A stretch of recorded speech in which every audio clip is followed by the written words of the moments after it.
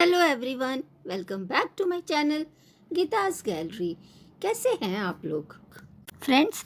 हमेशा की तरह आप मेरे वीडियो को लाइक कर दीजिए और जो लोग नए हैं जिन्होंने सब्सक्राइब नहीं किया है वो मेरे चैनल को सब्सक्राइब कर दें, ज़्यादा से ज़्यादा शेयर कर दें और कमेंट करना तो बिल्कुल भी ना भूलें।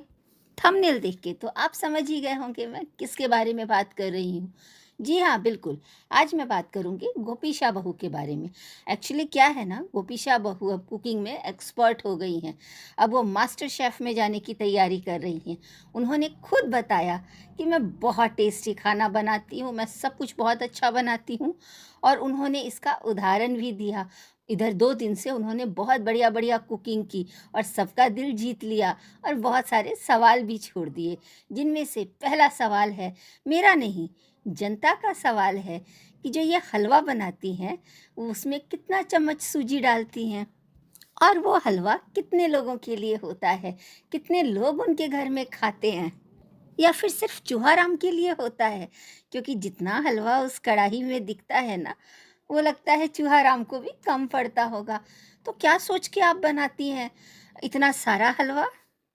और फ्रेंड्स, और एक गुड न्यूज़, जो हमारी गोपीशा बहू है ना, वो अब काला नहीं, उनके हाथ से अब गोरा-गोरा हलवा बनता है।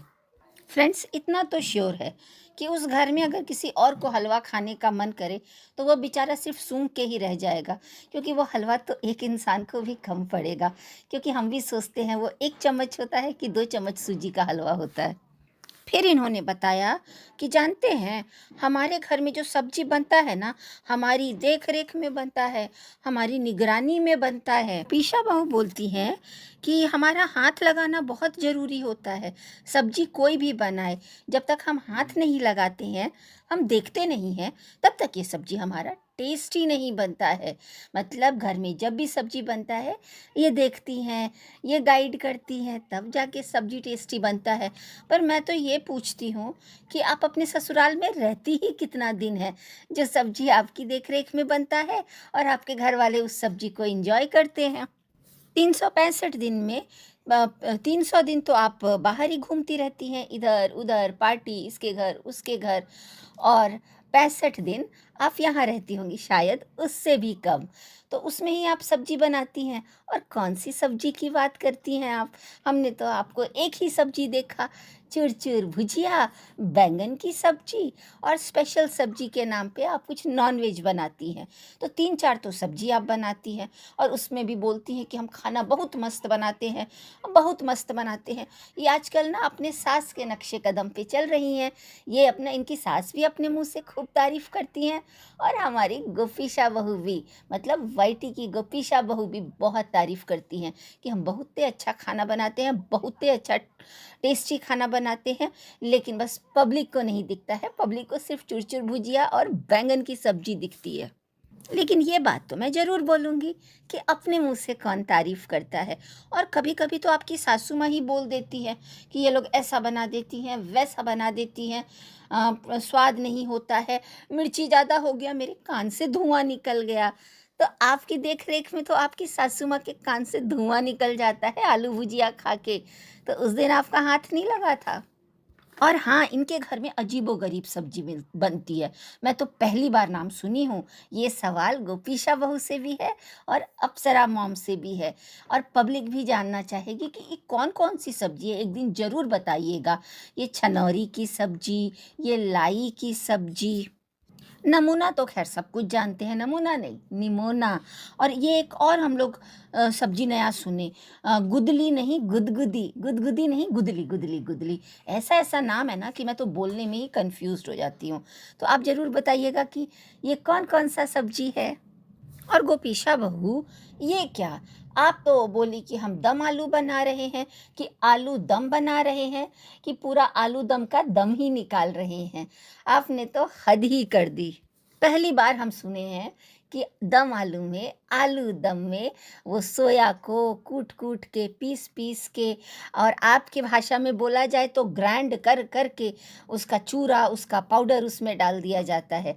अरे! पब्लिक को भी नई रेसिपी सीखने को मिली। फ्रेंड्स, कल दम आलू का नया आविष्कार हुआ, उसका दम निकाल दिया इन्होंने चला चला के, और उसके अंदर सोया का चूरा मिला मिला के। लेकिन ये ग्राइंड क्या होता है बताइएगा? कि ग्राइंड होता है। और ये बोली कि हमारे अम्बाला में तो इसका पाउडर मिल जाता है, इसका चूरा मिल जाता है, यहाँ हमको चूरा करना पड़ता है। बहुत परेशान हो जाती हैं। और जो गोपीशा बहू आप बोल रही थी कि हम सब्जी मस्त बनाते हैं, तो आपको तो हर चीज़ ही मस्त लगता है। कमरा मस्त, कपड़ा मस्त, मसाला मस्त, चूहा मस्त, हर चीज़, आप हर चीज़ को ये मस्त बोलती हैं। एक वीडियो में ये बोल रही थी कि ये देखिए मस्त वाला कमरा, तो इनके घर में कुछ कमरे मस्त हैं, कुछ कमरे बोरिंग है।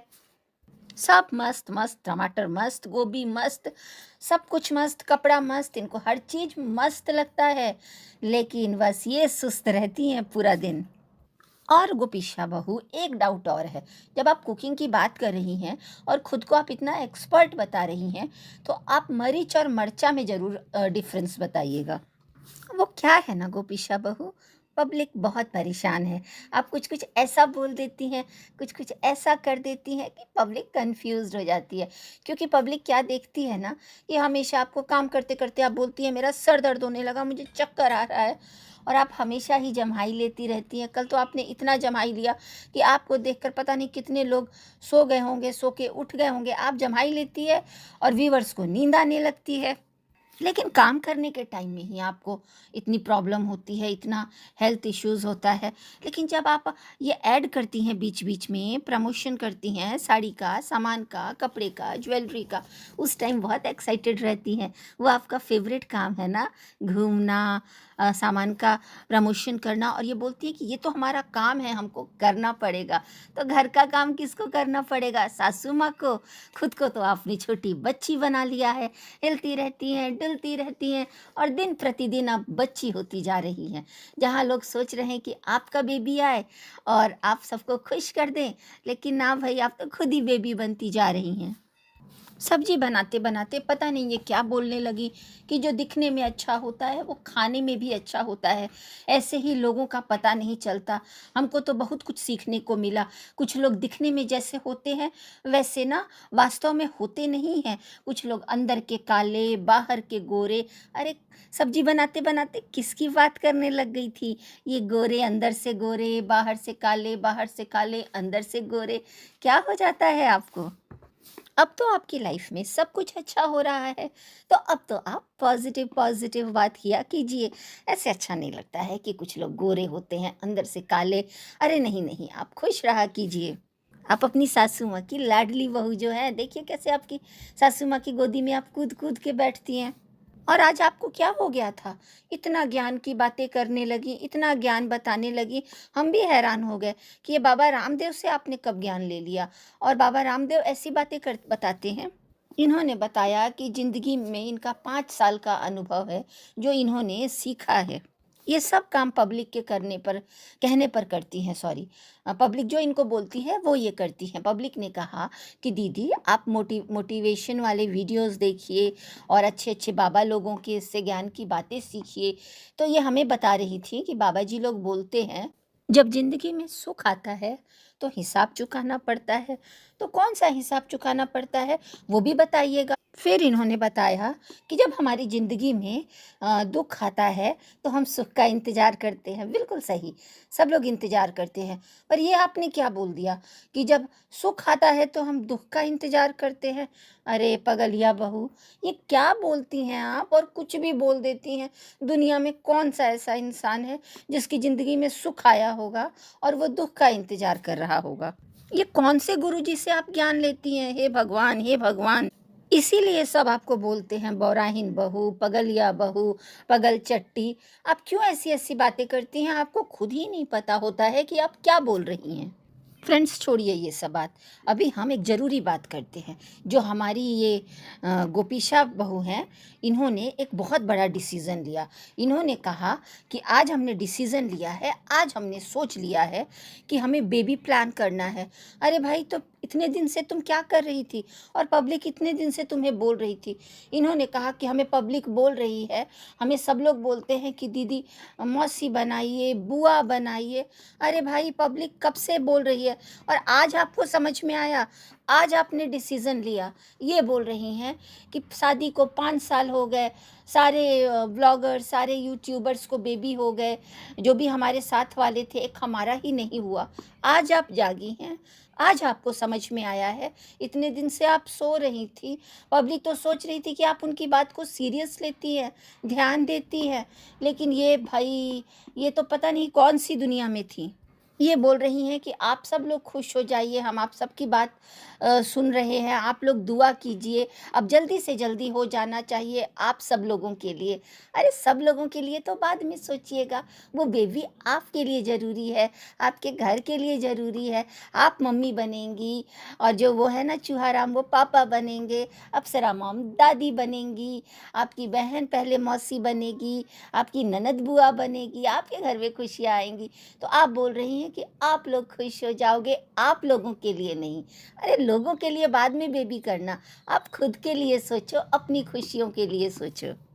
पब्लिक के लिए कौन बेबी पैदा करता है? कुछ भी बोलती हो गोपीशा, सोच समझ के बोला करो ना। और आप पब्लिक को दुआ करने के लिए बोल रही हैं। आपसे ज़्यादा तो पब्लिक आपको प्यार करती है और दिन रात आपके लिए दुआ करती है। और आप पब्लिक की बात कहाँ सुनती हैं? पब्लिक तो बोलती है कि एक्टिव रहा करो दीदी, अपने ऊपर ध्यान दिया करो दीदी, हेल्दी रहो दीदी, ड्रेसिंग सेंस अच्छा करो दीदी। पर आप तो अपने मन का करती हैं, किसी की बात नहीं सुनती, फिर सारा कुछ पब्लिक पे क्यों डाल देती हैं? जब आपको जो लगता है वो करती हैं। और एक चीज़ तो माननी पड़ेगी, ये जो भोली भाली बनती है ना, क्यूट सी, ये इतनी भोली भाली नहीं है, बस इनको वीडियो बनाना है, कुछ भी हिलते डुलते अपना कुछ भी बोल के चले जाना है। आपके कमेंट सेक्शन में बोला जाता है आप बहुत आलसी हैं, बहुत कामचोर है, काम से भागती हैं, जब से देवरानी आई है तब से आप यहाँ आके रहने लगी है, दुख सुख में तो कभी आप अपने ससुराल वालों का अपने साथ नहीं दिया। लेकिन आप कितनी तेज है ना, जब अपना काम लगता है, जब अपना कुछ मतलब होता है तो आपको ससुराल वाले याद आते हैं। पर कोई बात नहीं, वो अच्छी हैं आपकी सासू माँ, बच्चे की तरह आपको प्यार करती है और उसका आप भरपूर फ़ायदा उठाती हैं। और हाँ, कैमरामैन के साथ भी आपकी बहुत अच्छी बॉन्डिंग है, बेचारे से आप हर सुख दुख की बात करती हैं, क्योंकि और कोई आपकी बात सुनता ही नहीं है। फ्रेंड्स, अब बात कर लेते हैं अप्सरा मॉम की। पता नहीं इनकी प्रॉब्लम क्या है, कभी ये बड़ी वाली बहू से परेशान रहती थी और आजकल तो छोटी वाली बहू से परेशान रहती हैं। हालांकि वो छोटी वाली बहुत काम करती है, हमें तो किचन में ही दिखती है, और जब इनके घर में सुख दुख आता है तब भी वो बेचारी चुपचाप काम करती रही। पर पता नहीं है, हमेशा कंप्लेन करती रहती हैं। अब देखो ना, 2 दिन के लिए वो शादी में गई तो बोल रही हैं कि हम क्लास लिए हैं, क्लास लिए हैं। अरे बच्ची है, शादी में गई, बिजी होगी, फ़ोन नहीं किया, तो बता रही हैं कि आप लोग कुछ बोलिएगा मत, वो हमको फ़ोन नहीं की तो हम उसको फ़ोन करके क्लास लिए। ये भी कोई बताने वाली बात है? बिज़ी हो गई होगी, और वो बोल रही है ना कि उसको याद नहीं रहा। और ये जो आपकी बड़की बहू थी, ये तो 6-6 महीना, साल भर आपको फ़ोन नहीं करती थी, फिर 2 दिन के लिए गई, पर उसका नाम लेना ज़रूरी है। क्यों छोटी वाली को इतना टारगेट करती हैं? और ये जो कमरे वाली बात आपको इतनी बुरी लग रही है, तो आप सोशल मीडिया पे है ना, क्यों बार-बार भूल जाती हैं? अरे आपका 1 लाख लोग देखेंगे, 50,000 लोग अगर आपका वीडियो देख रहे हैं, तो उसमें से 5-6 लोगों ने नेगेटिव कमेंट कर दिया, तो क्यों रिएक्ट कर रही हैं?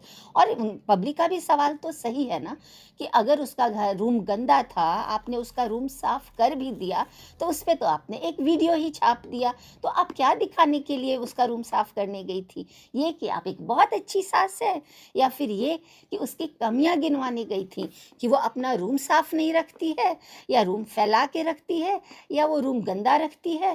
क्या दिखाना चाहती थी आप? वो भी ज़रूर बताइएगा। अगर लोगों की बात से आपको इतनी ही प्रॉब्लम है, तो बहुओं की बात सोशल मीडिया पे मत बताइए ना। आप जो बड़ी वाली करेगी वही तो छोटी वाली करेगी। तो बड़ी वाली तो 1 नंबर की आलसी है, उसका रूम देखिए ना कितना गंदा रहता है, कितना फैला हुआ रहता है, तो उसके लिए भी 2-4 लाइन बोल देनी चाहिए थी आपको। लेकिन नहीं, आपने तो छोटी वाली का रूम भी साफ़ कर दिया और पब्लिक को दिखा भी दिया, पूरी गंदगी भी दिखा दी।